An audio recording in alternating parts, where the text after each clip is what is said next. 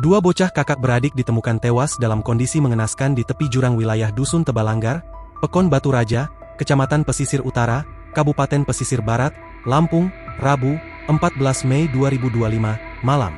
Kedua korban diketahui berinisial AT, 8, dan KK, 4,5. Mereka ditemukan dalam kondisi berpelukan sekitar pukul 22.30 waktu Indonesia Barat oleh seorang warga bernama Sahirin, 34, setelah dilaporkan menghilang sejak siang hari.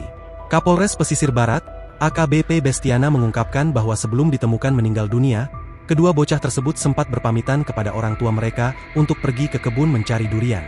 Jadi kronologinya, kemarin dua korban ini izin ke orang tuanya untuk cari durian di kebun. Namun hingga sore hari tak kunjung pulang.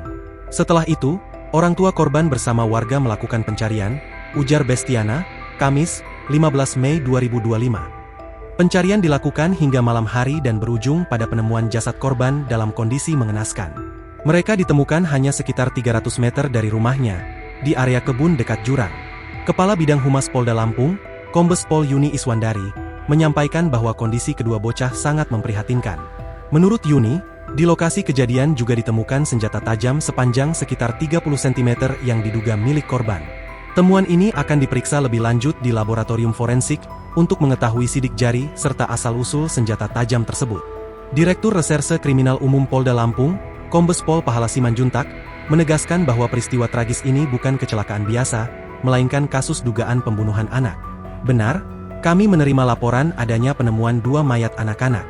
Dari hasil awal pemeriksaan ditemukan luka akibat benda tajam di kepala dan tangan kedua korban. Kami pastikan ini adalah tindak pidana, kata Pahala. Ia menjelaskan, hingga saat ini polisi telah memeriksa dua orang saksi.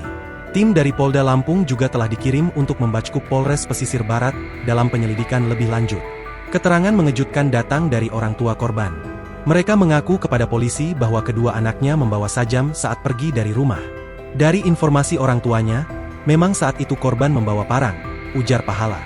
Meski demikian, polisi masih mendalami apakah sajam tersebut berkaitan langsung dengan kejadian pembunuhan atau tidak. Download Tribun X sekarang, menghadirkan lokal menjadi Indonesia.